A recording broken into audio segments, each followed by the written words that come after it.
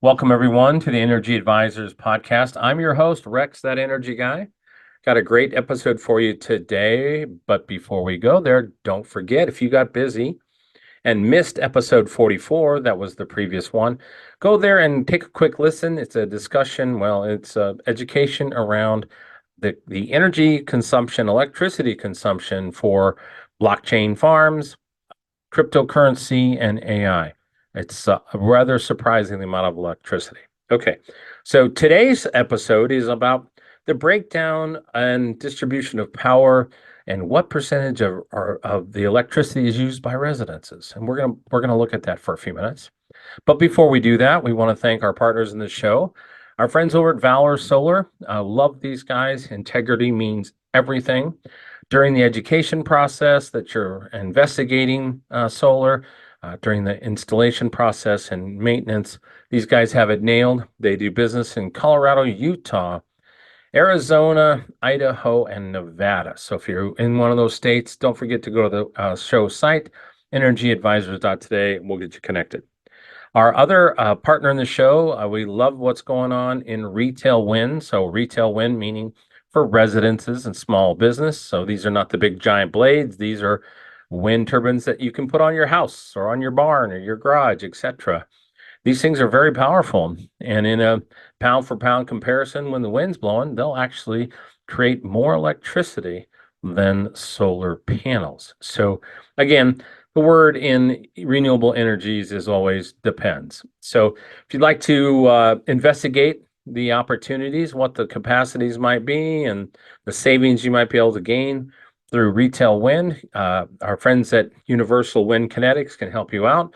Just go to the show website, energyadvisors.today, fill out the form, and we'll get you in touch. Okay, so today I wanted to talk about a little bit of knowledge of what amount of power is consumed in the market sectors. And I want to talk particularly around residential consumption, because as you know, I talk about it a lot. What's going to happen with net metering and the battle over the ability for people to maintain independence, back feed electricity onto the grid, and the pricing and all that stuff. But that's a different time for a different show. All right. So in 2023, the statistics are interesting, at least I found them interesting, that 36% of the power consumed in the United States is by our residences, so our homes. Well, I kind of thought that was low, but let's examine that for a second. All right. If you look across your local community, let's just say that you live in a suburban area. I'm going to talk about Broomfield, Colorado, because that's where I live. Well, Broomfield is a bedroom community in the suburban Denver metro, Boulder metro area. It has a little bit of manufacturing, but light manufacturing, very little.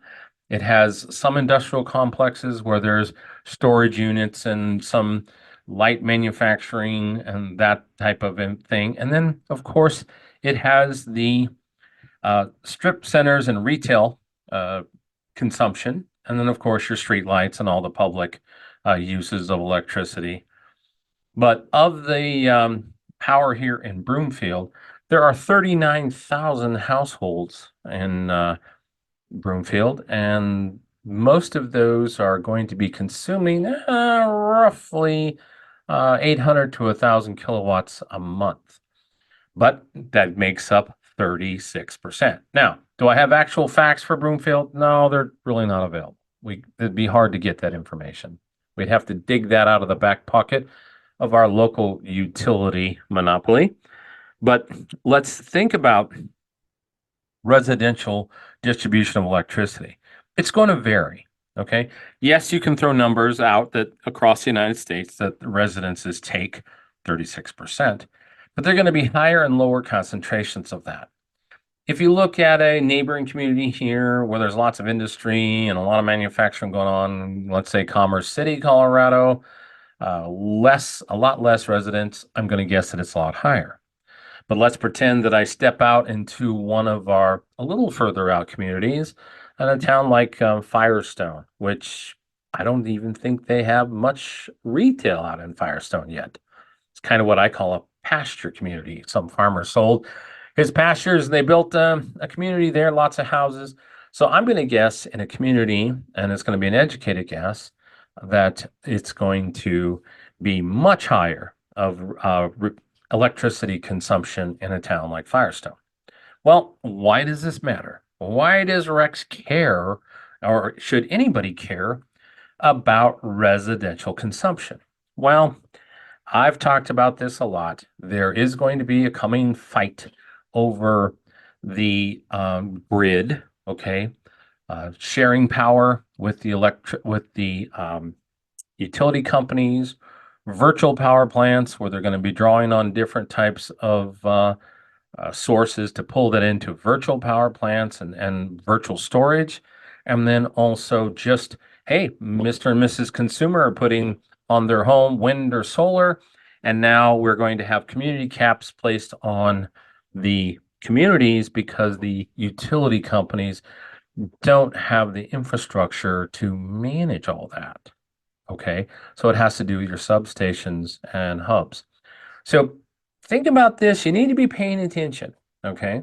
35, 36, whatever the number is going to be. And I think in certain communities, going to have a higher percentage of residential folks. And that means you're going to have kind of a battle, be a pecking order. Who's going to get the opportunity to put solar on their homes or wind?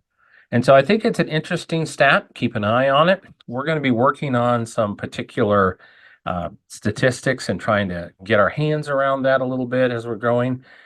There's lots of stuff that I think you need to be, like what they say, looking around the corner to see what the potential pitfalls are and what your risk is when it comes to electricity and power. So that's all for today. I would just want to get that out there. Think about it. Be looking ahead. Do you want to be part of the community that has access to their own power generating systems? You don't want to get caps? There are some interesting things coming up. So continue to look around the corner. You know, it's really important. I talk about this all the time. Get a personal energy plan. Everyone has a financial plan, or we hope. They have education plans, they have fitness plans. You really need to be thinking about putting together a plan for your home so that way you're not caught when things go crazy. And you know what? I think they are. So, till next time, stay tuned. Don't forget to subscribe if you're watching on any of the video platforms. Don't forget to follow. And if you have questions, write them into the comments section. Thanks for tuning in. Until next time, thanks and make it a great day.